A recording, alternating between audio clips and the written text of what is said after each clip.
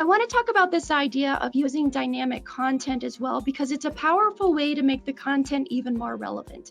It can be the same email that everybody gets, but with a block that's relevant based on their contact details.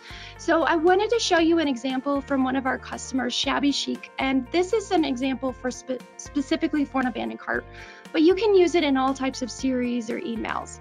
This first email is where they've identified someone who maybe they want them to receive a free shipping offer, and they're featuring the product that they left in the cart. Another person could then receive their abandoned cart email that looks like this. This is a little bit more simple version where it's just featuring the product they left in their cart with the "don't worry, we've saved it for you" type of messaging.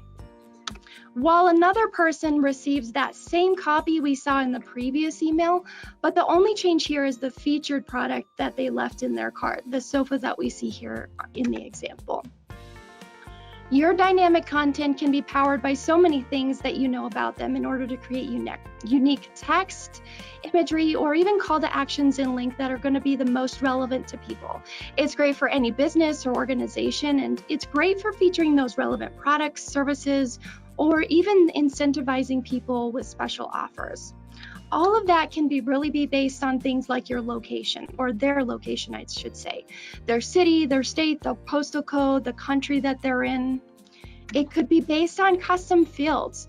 Custom fields in Constant Contact, they can be filled out with text information or a date field. So maybe if you've already labeled someone as a donor or a volunteer if you're a nonprofit, or their interest in a specific service or something like that, or some sort of date that's related to your business or organization. Another thing that you can target, and I think this is especially relevant for those of you in the B2B world or business to business, company name. If you've identified someone with a specific company name or a keyword in their company name, that could be really valuable to send some dynamic content to them. And you can even set this up based on someone's job title within the system. And that's all fields that you can have filled out within the Constant Contact profile for each individual person on your list.